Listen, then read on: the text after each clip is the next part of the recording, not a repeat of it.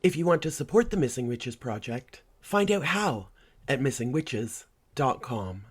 You aren't being a proper woman, therefore you must be a witch. Be a witch. Be a witch. Be a witch. Be a witch. Be a witch. Be a witch. You must be a witch.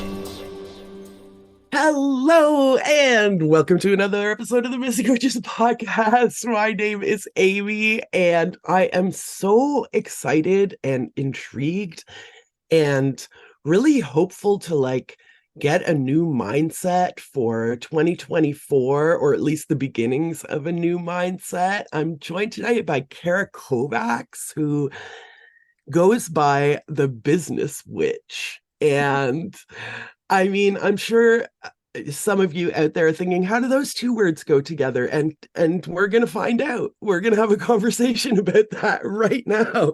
Cara is here with me wearing a Fleetwood Mac t-shirt, so we know everything's just gonna be easy breezy and beautiful. How are you doing, Cara? I'm doing good. Thank you for noticing my shirt. I didn't say this before we came on, but I went to Magic Castle last night. I'm not sure if you're familiar with what that is. Tell our listeners all about it. It is a members only club located in Los Angeles that is based in magician shows. Like, you either have to be a magician or a guest of a magician to go. So I won tickets, and it's like an LA institution. So I was up very, very late watching magic shows, and this Fleetwood Mac shirt and this podcast recording are the only things I had intended to do today, because I knew I was going to be there all night. So it's nice to be with you. I love this other version of magic that we almost never talk about, this sort of sleight of hand. Do you know any tricks? No, it's really funny because they had I don't remember what the award is. It's like the Olympics of magic. The guy who won the Olympics of magic was there last night, and he was making coins turn into spoons and then making them turn into baton. And it's so funny because I don't think about magic like that. I think about it how you and I think about magic, with a K. But last night was magic with a C. Because I mean, obviously we're going to get into this, but so much of your magic is the antithesis of that trickery that we think of from that performative kind of magic. It's about not being tricked and not tricking yourself into thinking that you're not capable or whatever. So you're the business witch. We're going to talk about business, but first, can you tell me about the witch part? Outside of your business, how does your practice manifest? What does the word witch mean to you? And please be as expansive as possible in your answer. I love that question. Thank you. I think it's an ancestral word for me, for sure. And it's a little bit complicated in that narrative because my mom was actually put up for adoption when she was 2.5. And she was adopted by a very traditional Long Island Jewish family. So I don't think she really even knew about her own witchcraft until she had sort of a reclamation of it. And I got to witness that process as an adult. And I remember, are you hearing there's a siren? I don't want to. I am. Listeners, send me an email if you agree or disagree with this, because ambient sounds don't bother me because I find that they really place the person in the environment that they're in. I remember we were talking to Amanda Yates Garcia once, and there were these wind chimes in the background, and she kept apologizing. I was like, are you kidding? All I want to hear are your sirens and your wind chimes. I mean, wind chimes, sirens, different tones, but I do, they come by. I've lived by a fire department. But back to mom. So my mom actually ended up meeting her birth father in her 20s, and he was an acupuncturist, and he lived on an ashram, and he was very spiritual. And my mom's a Scorpio, and she's always been kind of tapped in the sense that when I was growing up, if I was there's a ghost in my room, she'd be ask it nicely to go away, very deadpan. you know? So it was like, she was a witch, but we weren't like talking about it. It was obvious, but we weren't talking about it. And then when I got to college, my mom put herself through college, like went back to school to finish college. We graduated the same year. And she started like doing all of these card readings and I remember being like, this is weird, because I was agnostic at the time. I was like, you were getting into some like weird shit. And it was the energy I kind of had with it. But I've seen her do 5,000 readings and she's always on the money. And since then, she's a Lenormand reader and card deck creator. So she's invented her own decks. She's a sound bath practitioner. She is a Reiki master teacher. Like, she is a multimodal, like, spiritual professional. And when I quit my corporate job that I hated to try to figure out what I wanted to do instead, I moved home for 4 months to save money. And I was like, I kind of want you to teach me. And she was like, that's so funny. I bought a new deck last night. Here, have my old one. And I started my business being a card reader. I was doing card readings in bars all over New York City for supplemental income when I was building out the rest of this process. So it's an ancestral word, because I would not have started my business without inheriting my mom's magical skills and then like using them as the impetus that created what is now my business. In personal practice, like, I'm a Cancer moon. Like, it's just like, you know, even if I like hadn't been tapped in, which of course I was meant to be, like, my period knows like when the moon is full and when it's not. Like, my body is so connected to mysticism in a way that feels very physically palpable. And like, you and I had talked on my podcast about how magic is something that doesn't need to be commodified. And yeah, like, the thing that feels most magical in my practice is my relationship with my body, or like my relationship with the divine, or prayer, or just like being in conversation with me as an individual with things bigger than myself. So that's a long form answer, but a couple of different ways. I love a long form answer. I prefer it. Can you expand even a little bit about like your embodied magic and how magic, you work with your body and your body works with you, and that connection? I'm curious. Yeah. I mean, this is going way back, but like, witchcraft is the origin point, I feel like, in a lot of my narrative as a business owner. But my degree was in theories and politics of sexuality, and my first coaching certification was a sexuality certification. So like, when I was manifesting the success of my business, I was doing things like carving intentions into candles, and then you have to put a condom on them before you do this so you don't get wax in your vagina. But I was like doing sex magic with that. And I was, manifesting the creation of this thing that I am now, the CEO of. But yeah, really doing like a lot of ritual with like putting my hair in a candle, lots of candle stuff and body stuff. I'm a Virgo, so I feel like Virgos like have a very body, like tactical, material realm relationship with magic.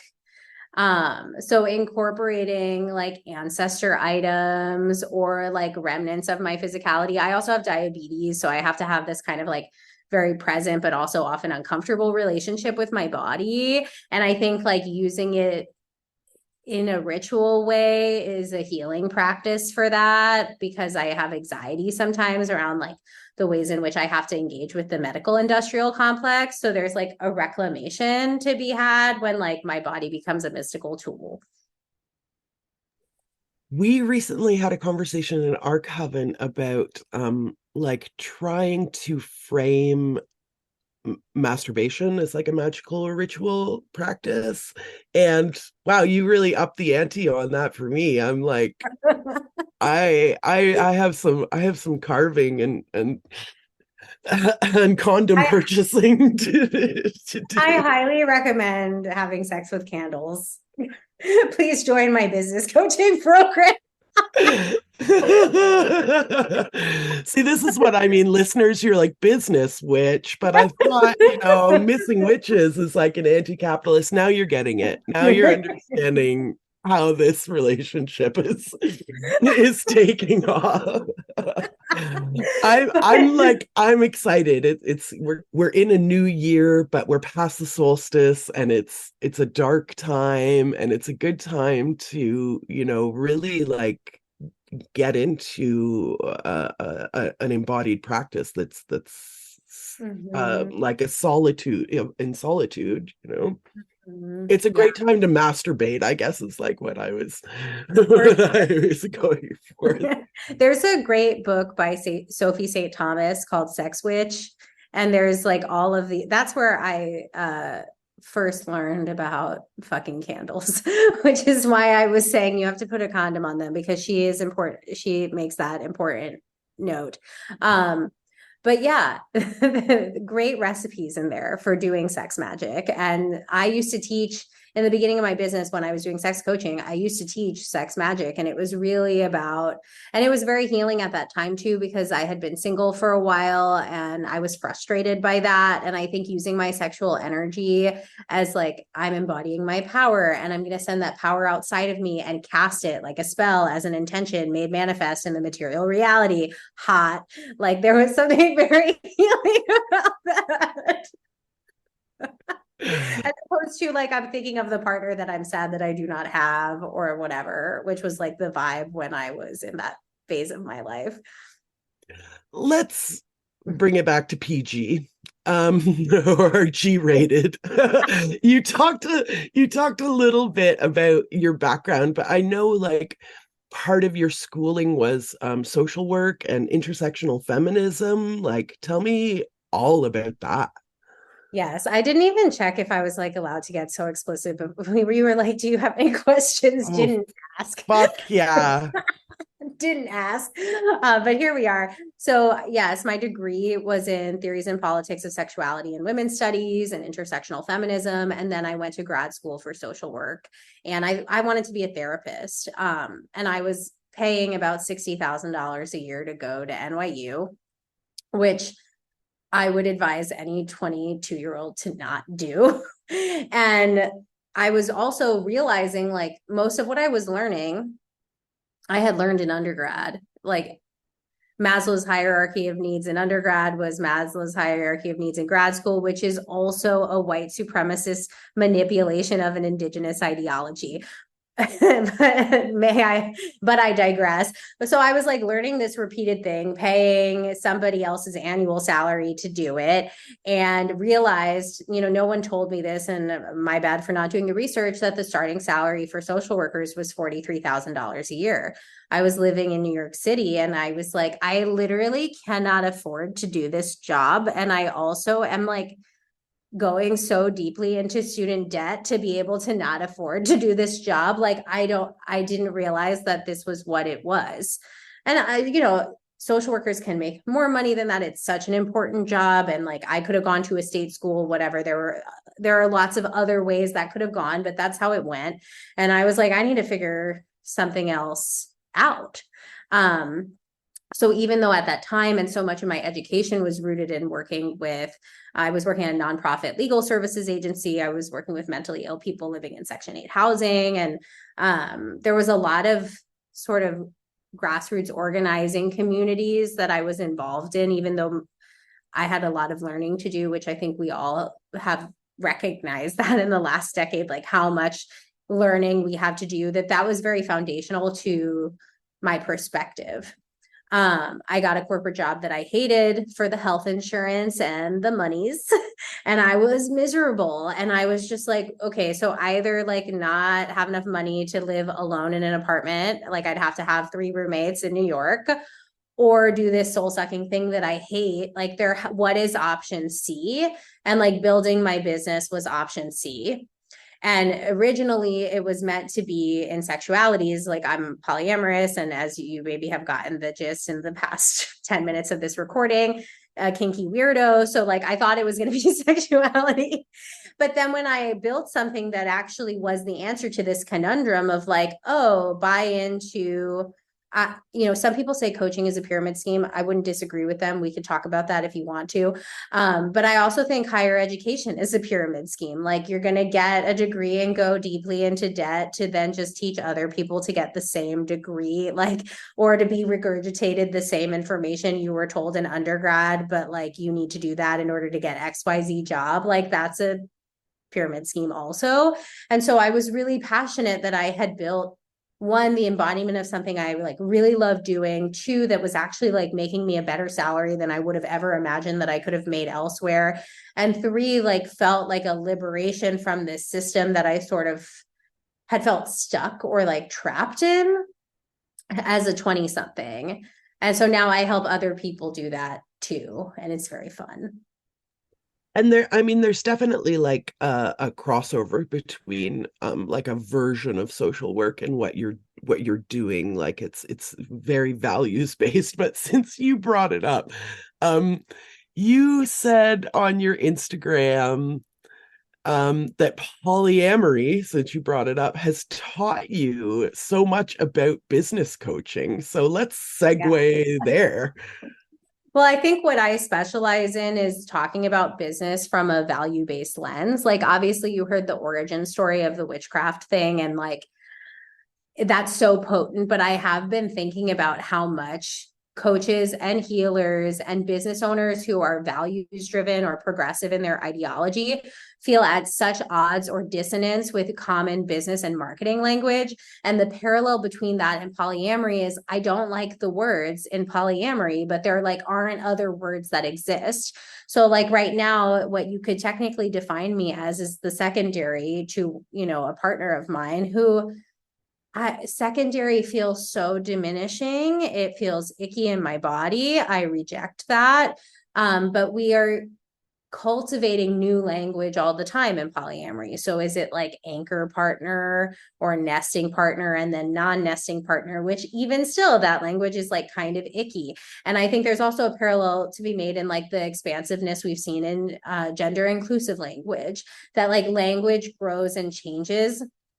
And what's missing in business is language that can help people who are values driven learn how to sell their services without apologizing, because the only script that they have is like, how do you convert people? And like, in what other context is converting somebody ever a good thing? Or like marketing to pain points. Like, I'm going to think about how you're in pain and I'm going to exploit it so that you hopefully purchase something from me, is like the implication of that. And when people are learning from well-intentioned teachers who don't have any other language to use, and then they try to apply that methodology in their own business, they feel really icky, which means that you're a values-driven person. Like, congratulations, you have integrity. Like, that makes sense. And so a lot of my work is about helping people reshape language so that they don't feel like they're apologizing for charging for their services, because like, nobody does that at a restaurant. You don't go to a restaurant and see a chef like apologize for charging you for the food, right? And it's like this thing that gets people like really stuck in being able to grow and like have an abundant, sustainable salary, which for one person could be one amount and for another person could be another amount. Like, create the lifestyle that works for you, but don't apologize for your beautiful, magical, soul-led work that you're like, why are you apologizing for that? And I think similarly in polyamory, it's like not my partner's responsibility to apologize for the designation of this word that doesn't encompass the depth of our love and affection for each other, but there is no other language. So like, what do we want to create that actually honors the truth of what a thing is? And that's what I really attempt to give people from a business perspective. Yeah, so much of our like whole lives and our human universe is created by the language that we use. So that's a lot of your work, is like trying to create a new paradigm, trying to create a new vocabulary. I wouldn't say that I have the words, but I do have the systems for helping people disconnect their own sense of dissonance with the words and start to cultivate their own vocabulary. So even like how I teach sales, for example, like the way that sales is taught in coaching, always eked me out. But I thought, because I was learning from people who were more successful than I was, that eventually I would just graduate out of thinking that way. And I think what happens for people is they buy into the model and they do feel like they, quote unquote, graduate out of thinking that way, but then they're selling in a way that isn't congruent for their values, or they have a really hard time making money in their businesses, even if they're incredible service providers, because they can't figure out an approach that works for them. And so what I really help people do is to shift their approach. So like, for example, in coaching, there's a lot of pressure to purchase services. Like, if you don't buy this, you must not really want it, or like, you're not gonna be able to get where you want to go without this thing. And even as I'm saying that, I'm like, ew, like, I don't want to. That's sure. Maybe it will take me longer to make a profit because I have to cultivate trust and relationship with my audience so that they know that they want to buy from me. But I can't tell you how many things I've purchased with that kind of pressure that then did not actually give me the results that the thing promised to give me. And then I felt like I had wasted my money and I felt mad and like I did not want to engage with that service provider or that company ever again. So I would much rather have like a longer sales cycle where what I'm creating for people is trust that if they purchase something from me, they're going to get the results that I promised them, and that they never felt coerced to buy it. They made like a self-agency informed decision so that they can engage with the work from that place. So that's how I teach sales. And what I find is, people do my programs and they're like, I have felt gross about selling for 4 years. And like, I did your program and like, now I don't feel that way anymore. And it's like, what would business look like if all of us had a language that felt equitable? Business is very personal. Like the statement business isn't personal is what corporations say to exploit people for profit. Business is personal as fuck. Like, I am the face of my business. Like, I care about my clients. In my one-on-one practice, I am like working with you directly. I'm like editing all of the stuff on the back end of your sales page. Like, it's so personal. It's your soul's work that I'm helping you steward into the world. There's very few things that are more personal than helping someone take their dreams and make them into a reality. So I think that there's just a way that we could all think about this better, that would then feel better, that would then be reflected in maybe some of our larger social constructs, which is something I'm really interested in and passionate about as well. And you teach whole courses about this. But what's like a boiled down that someone who is listening to this right now for sure is still has a gross feeling about sales, business, money. And I think it's because of how capitalism has treated all of these things, right? Like there's no such thing as an ethical billionaire because you have to exploit people in order to get to that level. So what's like a bumper sticker that might help someone to like start to release those feelings? I guess what I would say is like, your soul work is so valuable and nobody is benefiting from you being afraid to share that with people or charge for that. Yes. We've talked so much about our coven about who benefits from what, whether it's like anger or the stifling anger and who benefits from you stifling your anger. But the other side of that coin is like, who benefits from you stifling your soul work. Tell me about this phrase, soul work. Yeah, so one thing I'll say is like, entrepreneurship is not for everybody, nor should it be. Like, I have the greatest assistant who I would not be able to run this business without, and like, she's so passionate about what the content that we create, and I'm so grateful for her feedback. And like, I wouldn't want to presume, like, Ro, if you're listening to this, that your soul work is helping me, because that's not the like message I want to send. But I'm just saying, like, entrepreneurship doesn't have to be for you. Like, helping somebody set up their vision could be for you. Being an organizer on an activism team, like, could be what it is for you. Like, when I say soul work, it's the work that you feel excited about going and doing every day, as opposed to feeling like you have to need to do so that you can pay your bills. Because I had that experience. I was working as an assistant for 3 hedge fund managers, which is as horrible as it was as horrible as it sounds. But I was like, I have diabetes. Like, how am I going to get really good health insurance? And like, how am I going to be able to afford a studio apartment in New York? Like, I guess I have to take this job. And I had the Sunday scaries on Saturday because I knew that I was just going to have one more day and then I was going to have to do it again. Every time my phone rang, I was like, what do they want? You know? And like, just living in that was horrible. And we do live in capitalism. And I wanted to do the thing that I most love to do, which I initially thought was liberating people from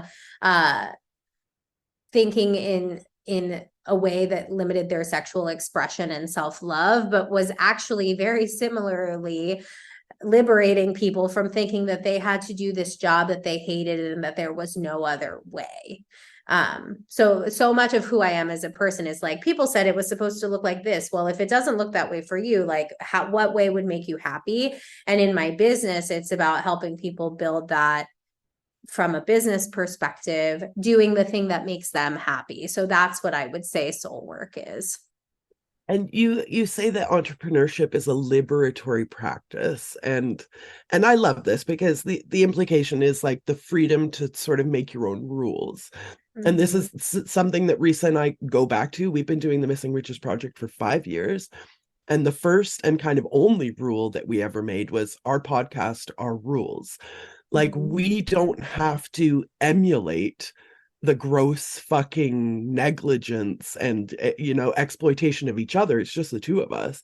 Mm-hmm. Let's create something. And every day we sort of have to remind ourselves that we don't have to fall back. Like I'm recovering from COVID, and I was like, I could do it. And Risa was like, babe, like, you are more valuable to me alive than not alive. So like, let's take a week off. Like, there doesn't have to be an episode this week. There doesn't have to be whatever that we had planned. Like, we are more valuable to each other than whatever we're producing, right? But I would love for you to explore the idea and expand on the idea of entrepreneurship as liberatory. Liberatory is one of my favorite words. Thank you for like all of the questions that you're asking me today, because it's really I think the first time I've on a podcast episode like woven together all of the parts of like, I worked this job that I hated. I felt depressed because of my medical condition. I like went to school for this. I thought it like, and how witchcraft plays into it, because it is a kind of a story that encompasses so many things, and I haven't really gotten to talk about them like this. So like, this is just really nice. So thank you. And it feels nice to like be able to recognize that like overarching theme and like all of the various parts, because liberation, I think, is the word that does recognize all of that, right? It like recognizes, like, I think witchcraft is so liberatory. It's like people were murdered for communing with this sacred recognition of their power. And what I always think about is like the reason that witches were targeted and oppressed and murdered, and not even witches, people who maybe wouldn't have self-identified that way, but appeared, right? It's like that story is about trying to put out the light of somebody recognizing their own power. Because if you deem yourself to be quote unquote sovereign, like God hath giveth me this power because he said so, there is nothing scarier than a person who is like, actually, I am aware of my divine power and I commune with it. Like, of course we killed witches. So witchcraft is it's a reclamation, it's a liberatory returning to, nobody outside of me knows my power better than me, like, and the divine and my relationship to it. Polyamory is a liberatory practice. If you think of it as a practice, for some people it's an orientation. For me, it's a practice of like, somebody told me love was supposed to look like this, but like, it's actually been looking like this. And like, that is so beautiful. And it is not less valuable or less what love means because it doesn't look like some societal prescriptive definition. Entrepreneurship was liberatory because I didn't have to work a horrible job that I hated anymore. But it's also because people tell us, you go to school, you get a degree, you pay off student debt until your 40s or maybe even your 50s, and then you get a job and you work there for your 401k. And then hopefully you retire and have some good years. And I was like, I don't want to do that. Like, I don't work on Fridays. I take the majority of Fridays off. Working 4 days a week is liberatory experience of my schedule, where previously Saturdays I would have anxiety. Having access to enough money that my dog got a fungal infection and I didn't have to stress out about how I was going to pay for it, or my mom, I paid her mortgage last year when she needed that and I was able to. Like, having goals to have money that, like, for me, money is not the goal, freedom is the goal. And like, money is a tool that has created freedom in my life. Not 100% of the time. Inflation is insane right now. Like, I'm building out a lot of things within the business. I do have less disposable income than maybe I did this time last year. And like, I have freedom that a lot of people do not have because of my access to money that the business has made, which I didn't feel like I would have if I worked the job that I thought that I was supposed to work in order to be both, like, quote unquote, safe and successful in society. So like, entrepreneurship has been hugely liberatory for me because of that. Can you like maybe rant for me, and then we'll turn it into a positive once we've angrily ranted about this? I mean, in the United States specifically, I'm in Canada, so I'm already liberated from this. Yeah. But the fact that your healthcare is tied to your employment seems like an insane capitalist dystopian. Oh yeah. And we've spoken to so many people who would love to do what you do and, like, forego their corporate job, but like yourself, maybe they have a chronic illness, maybe they have children and who have chronic illnesses, or there's something that fundamentally requires them to have good insurance. So like, can you maybe commiserate with those people and then turn it around and tell me how you conjured the bravery to reject that?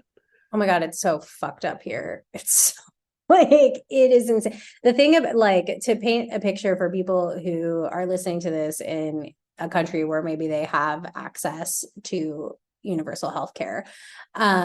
I pay $747 a month for my insurance, which is like the platinum one. And I bought the platinum one because like, I'm sorry, so gross. Like, we're using the same terminology that we're using for like fucking credit cards and like, okay, sorry, carry on. And no, please rant with me. It's horrible. So yeah, and also I just turned my phone off because I can feel my blood sugar going down and I'm like, it's gonna make a loud alarm noise. Sirens and alarms. What does it say about me versus your other guest who, like, their background noise is wind chimes? But I digress again. I do want to say, like, your health is more important than this podcast. If you need to take a second and like get it, if I need to get some honey, we will pause and like, promise. Totally. Okay. I wouldn't be able to not pause. Like, it's, and also look at how you wanted to give me that, but it was hard for you to give it to yourself when you had COVID. So I just want to mirror that to you. Okay, thank you. But yes, I have in the middle of client calls been like, I need to go get some honey. I do these little, like, they're like tiny prepackaged like honey things. That's my, because glucose tabs, which is what other diabetics eat, they take, it's disgusting. It's like Tums. So I do honey. Anyway, if I need honey, I'll let you know. But yeah, platinum version versus gold or bronze or whatever. And the difference in that is an out of pocket that you would have to pay out of pocket before your insurance would even start to cover anything. So if you buy like the bronze, the out of pocket is like I don't know, I've seen it 3,600, I've seen it 8 grand. So like you have to pay $3,600 for whatever it is that you're buying before your insurance kicks in. So the reason that I buy the platinum is because by the time I pay the out of pocket on insulin, it's the same amount as it would be to just pay more a month. So it's like a stupid math equation that is like, okay, so I pay $3,600 now plus $200 or $300 or $400 a month, or I pay $747 a month and you're already covering this stuff that I have to buy anyway because I have a chronic condition. So like I knew going into entrepreneurship that I would be having to buy like the most expensive health insurance, where other people in my age range who don't have chronic conditions are maybe paying between $200 and $400 a month, but like if they, knock on wood, have an emergency, are then paying like $3,000, $4,000, $5,000 out of pocket. It's stupid. It's terrifying. Yeah. And now the light at the end of the tunnel, turn it around. Tell me about how you conjured the bravery to like enter this system. Can we stay in the dark for like 5 more minutes? Oh, let's do some shadow work. Let's wallow. And the reason I say that is because I want to share it. Like I graduated from college the year that Obamacare and the open market for health insurance, the year that it like started, but it didn't actually go into effect where I could utilize it until November of that year. So I graduated in May and I had 6 months where what people prior to that point had been dealing with for decades, which was that if you did not have employee sponsored health insurance, you could just get rejected from any open market plan for having a pre-existing condition. So that was like the situation in the United States. Like that's what Obama, like what to me, why what he did that was most important in his term in office was really like create Obamacare. Because I graduated from college, I got kicked off of my student health insurance. I was diagnosed my senior year. So I didn't know that this was a thing where I was like, okay, well now I have to go buy Blue Cross Blue Shield, whatever. And everyone was like, okay, yeah, you're 21.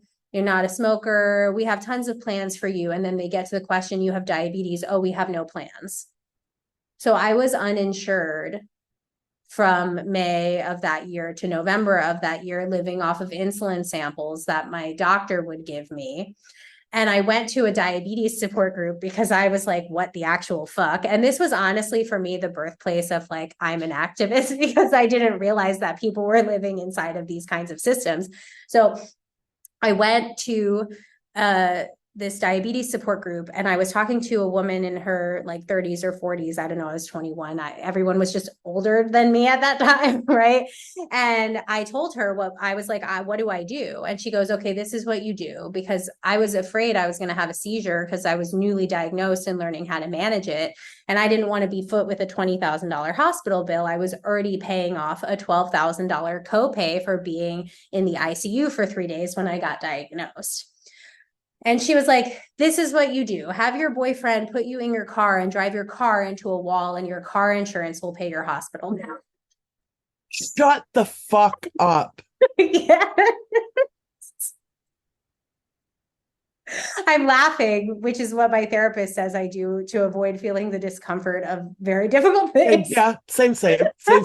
But I just have to tell you, my spouse is always like, Amy, like, it's not funny. And I'm like, I know it's not funny. This is how my body reacts to like uncomfortable, absurd, like, yeah, insane. So that's why I took that job, the horrible hedge fund assistant job, because I was like, I can't make $43,000 a year and then like for just insurance, like there's just no way.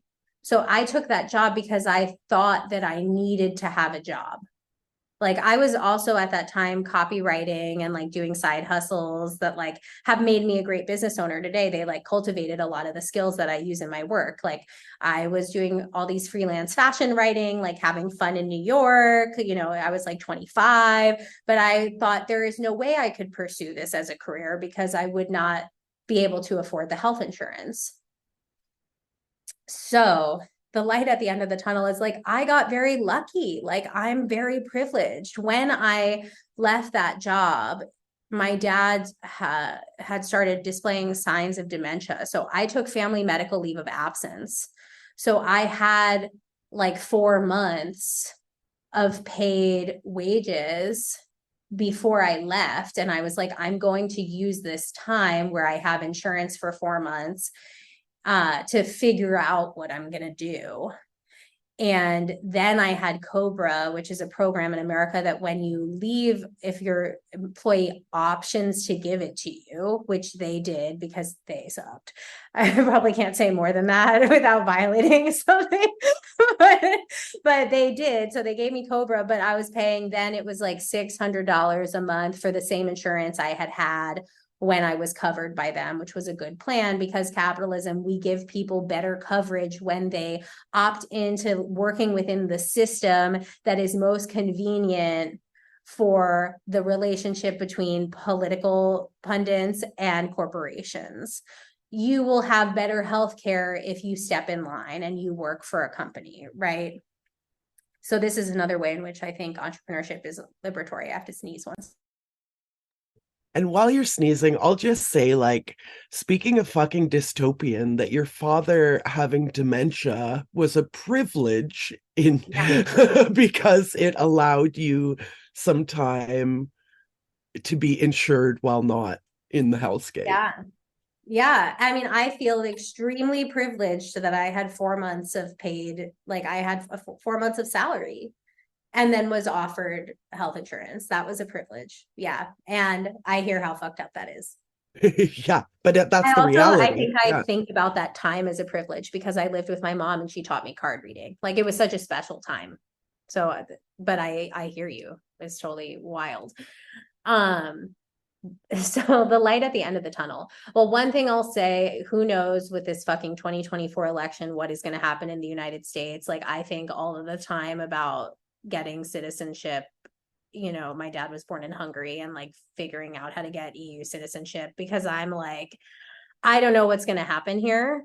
I know that like I will always be working for myself and I am fortunate. Like it's a big part of the reason I have such high income goals and why I teach people that it's important that they make money. And I know we talked about this on when you came on my podcast about the relationship between anti-capitalism and like being somebody who has high income goals. It's like, I need insulin, bro. Like, you know, it creates a sense of safety when you can build something for yourself that like nobody's gonna fucking tell me what I can and cannot do with my time or what I can and cannot buy because like I don't want to be restricted by that. And so I'm opting out by like making money and teaching other people how to do the same so that they don't have to feel restricted by those systems. We need capital to survive in the dystopia that you are talking about. And like, it is a tool to me and that's it.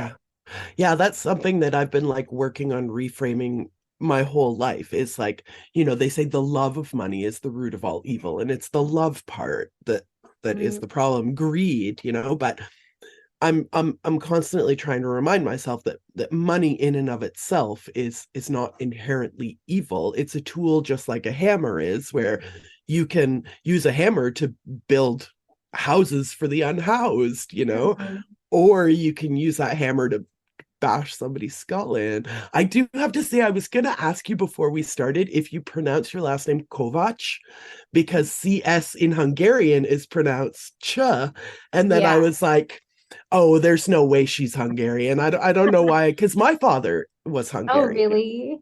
Yeah. Oh. And I was also his primary caregiver as he declined into dementia. So wow. I feel like you and I are like soulmates. Oh. That's so nice. And yeah, I mean, that's the correct pronunciation. But here in America, we just say Kovacs. Same thing. I'm Amy Torek, but if we were in Hungary, it would be Turek. But Mm. nobody in Canada seems to be able to wrap their mouth around that Turek. Did he leave in 56 during the revolution? Yes. So did my dad. Well, listeners, I mean, I don't know if this is interesting for you, but this is hella interesting for me. You and I will talk about this another time, maybe when we're Yes, not we can. recording. Let's get back to business, literally. Well, What is there was something that was like top of mind to say that I want to see if I can get it back when we were talking about like you said something about like money is the root of all evil, something that a lot of business coaches teach. And this is what I hope people get from hearing this or engaging with my work at all is I'm like, I'm not doing that shit. Like we do things differently in my house. And that what I want to build in the coaching industry, because there is a lot of like toxic MLM weird fucking shit that happens in the coaching industry that we can just call it what it is. I'm doing research right now about the similarities between coaching and cults, and it is the awkward laughing that we do when you and I were just talking about, we laugh because it's bad. It's that. But I don't think that money is the root of all evil. Like to think about money that way is giving money way too much power, which is the problem in and of itself, is that we've already given money so much power. Money is an inanimate object. It is a system that is completely made up. There's a book that I wouldn't say, some people really, really like it. When I first read it, I found it very formative, but it is also problematic in and of itself. But it's called A Happy Pocket Full of Money. And one of the stats he talks about in the book is that only 2% of the money in the entire world exists in the physical reality. The rest of it is like ones and zeros on a screen that we've all decided to agree that we believe in. And like that we can just essentially like make up, you can just add zeros and like it's monopoly money. It's really not that different. What I believe the power behind money is because you'll see business coaches say like money is energy. And I fundamentally disagree with that. Money is a theoretical concept that we all agree exists and that we then operate within a system that upholds, which is not dissimilarly to like white supremacy or like ageism and fat phobia. It's like constructs that are so ingrained that we don't even realize how much power they have over us. Abundance is energy. So whether you feel abundant, and this is another thing the coaching industry touts, like make your 5-figure month, make your 6-figure year. I taught that a couple of years ago. Like I was in that system and I left very intentionally trying to create something different. And I do need to make 5-figure months for operating my business expenses at this point. Like I have an infrastructure, I have an employee, like that is a need. But some people come to me and they just want to replace their salary doing something that they actually like. And that could be 5K a month, that could be 8K a month, like depending on where you live and if you have children and like if you have a partner, like whatever the number is what I teach people to create, not some kind of hypothetical like mountain with no top, which is what the greed kind of is. And I love this idea from another money book I love that I think we talked about on my podcast, The Soul of Money by Lynn Twist. That's my favorite money book of all time, where she talks about sufficiency, where it's like, what do you need to like feel good about what you do? And that's why freedom is the goal. Freedom is what I value. I value being able to go visit my mom when I want to without stressing out about how much it's going to cost to fly across the country and like get dog care. Like I value being able to invest in the business in a way that like impacts more people, which means that I'm going to have to spend money to like have somebody help me do things that I just frankly can't or am not interested in doing. Money is the tool that you use to create those things. And the feeling of being abundant inside of capitalism, inside of white supremacist patriarchy on stolen land that like, how could we ever actually own as ours anyway, is like you feeling abundant, doing things that you like doing for your livelihood. Like that is liberatory. And that's what I coach and teach. And I think it makes me very different from like most practitioners doing this work. But my goal is that I can help other people with similar values do that kind of work because we need it. And you being like, oh my God, I don't want to charge too much, or oh my God, like, what are people going to think about me, is not helping anybody. It's not helping anybody. I know like so much of your work is like values based. You talk about this like values based. What would you say are your core values? I love this question. It is the first assignment in my signature course, Business Witch, which is the same name as my podcast, which like is coming out the month that this episode will be released, so people can go check it out. But the first module is about values. And two, I love giving resources and also credit because like I didn't come up with having business values, but Brene Brown has a great exercise on values and Dare to Lead. And then my coach, Trudy LeBron, who wrote the Anti-Racist Business book, her book starts with values. And the point of values is like, I've coached people who are literally running like $1 million companies with no values, and everybody has no shared vision. Like if you have a huge team and you're making a lot of money, but you have no values, there are problems. Look at Amazon, like look at like any large company, maybe their values are like efficiency and profit and like how those things are run. So the first thing I do with clients and in my programs is like pick your business values, because if you are operating from your business values, it's very hard to not necessarily mess up. Like I've spent money that I wish that I hadn't spent. I've definitely harmed people. We can't guarantee safety because we're imperfect people, but like you act in accordance with your values. They provide a foundation and a compass and a framework for any decision that you make. And they help, if you have a team, your team be unified around a particular mission. So in my business, the values that I operate under, the first is integrity. The second is accountability, which is the newest one and came, from really divesting from a system that I do believe is harmful that I know that I taught. So that has been really important for kind of rebranding the shape of my work and pivoting and like building what I've been doing for the past couple of years. And it's also just an acknowledgement that I'm like a cis white lady who is probably going to do something that is like going to require accountability at some point. So I want people to know that they can expect that from me. Like instead of safety, they can expect accountability. Sovereignty.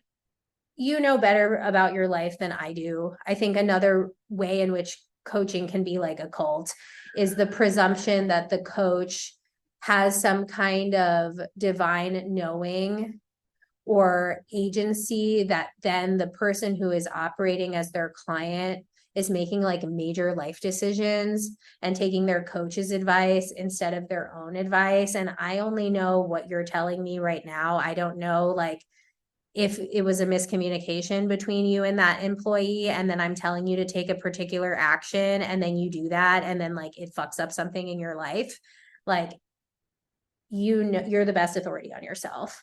And then authenticity, because I don't think I would have been as good at being a therapist. I have a yearly existential crisis where I think about becoming a therapist instead, because I love therapy. Like I love my therapist has been like really helpful in a different, and it's an art form that is so different from coaching in that like you leave a lot more for the client to say, whereas I really direct people and guide them to take particular kinds of actions. So I'm always like, oh, like, should I be doing that instead? And I think of it as a healing art, and I love that.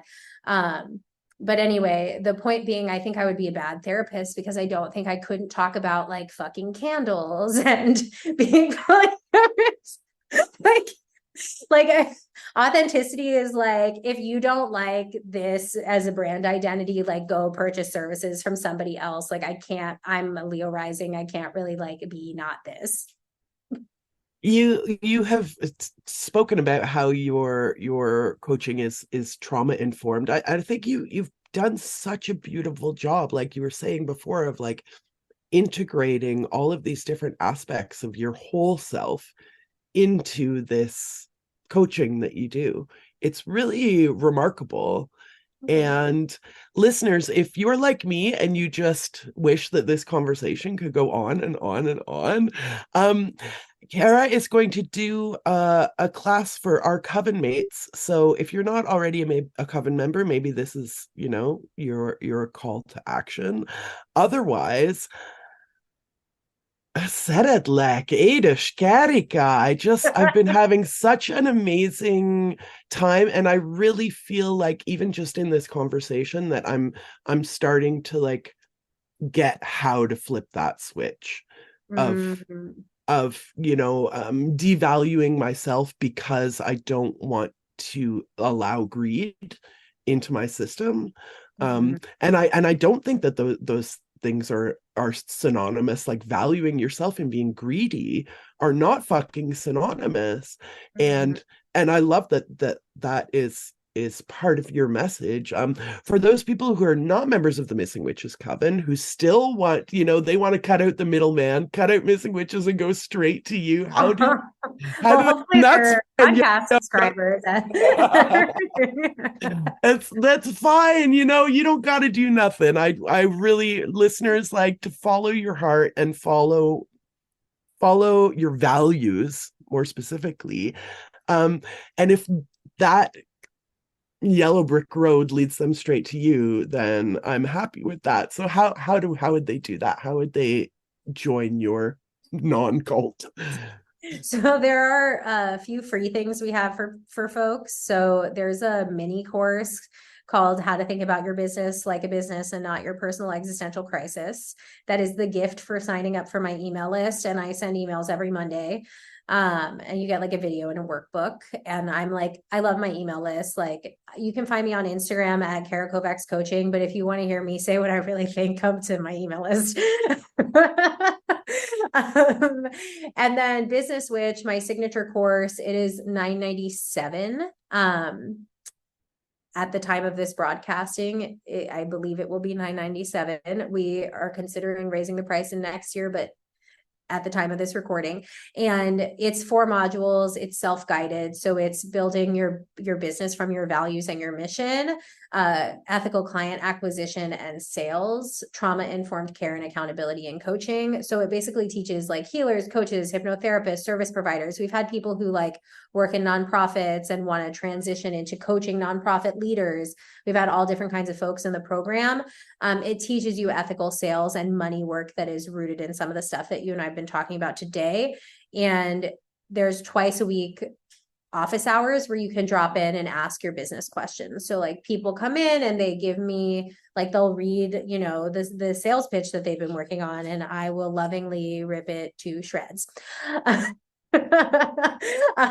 Or they come in and they're like, this is the strategy for how I want to launch, or I'm having this issue with a client. It's literally like office hours. You can drop in whenever you want. We have those twice a week. And then I do have, for more established business owners, a one-on-one practice. And that is really for somebody who like already knows what it is that they're selling. They've sold a couple of them, at least in the past. Like, if you are just starting out, I probably wouldn't take you as a one-on-one client, but those people who have clear missions, my specialty is like helping them shape and expand them.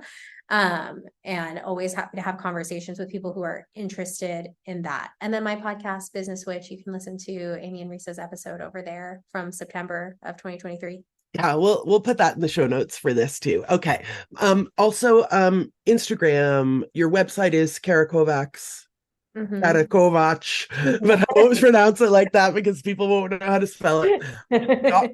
And your Instagram is Cara Kovacs Coaching. Yes, that's correct. Okay. And for Business Witch, it's carakovacs.com/course, but there's a button on my website so you can toggle to it there. And I'm like very chatty with people and also very good at stating the boundary of like, unless you're a client, we're not going to keep having this conversation. But if you want to DM me, I am like really open to connecting with folks. Okay, my final wrap-up question, so you can answer this as briefly as possible. Other than fucking yourself with a candle, what is a magical practice that people can integrate into their business aspirations? I thought you were going to ask me what else do you fuck What yourself? else? Like a carrot, a cucumber? I was like, where is this going? Where's this going? No, I'm a huge fan of like sigil magic too. So like writing the intention for what it is that you want to create, making it into a symbol, also carving that into a candle. I do a lot of just like journaling and dreaming and embodying the feeling of having had the thing, which that was like really how I started my business. And even though it was not, I thought it was going to be around sexuality. So the things that I were envisioning and like imagining took their own shape and their own course. There was a feeling of arriving, and like there was a lot of the things that I really did think about. And I think that there's a way in which, I'm not answering this shortly, but there's a way in which manifestation can be a lot of spiritual bypassing and kind of appropriative in nature. But you also cannot build a successful body of work if you do not intentionally imagine yourself to embody the energy of the person, the version of you that you want to be. Like when I taught my first workshop and I was so anxious, like I slowed down and I prayed and I imagined like feeling really powerful on the stage. Like, you know, before I teach a class, I still engage with that kind of ritual or prayer. So like if you are getting stuck in a cycle of imposter syndrome or fear or procrastination, like the version of you who has this thing that you want is not doing that. And imbuing yourself energetically with it is a very powerful, but also kind of necessary ritual that witches and non-witches who are CEOs, everybody's doing it. Pissenum Sapien and blessed fucking be. Oh, blessed fucking be.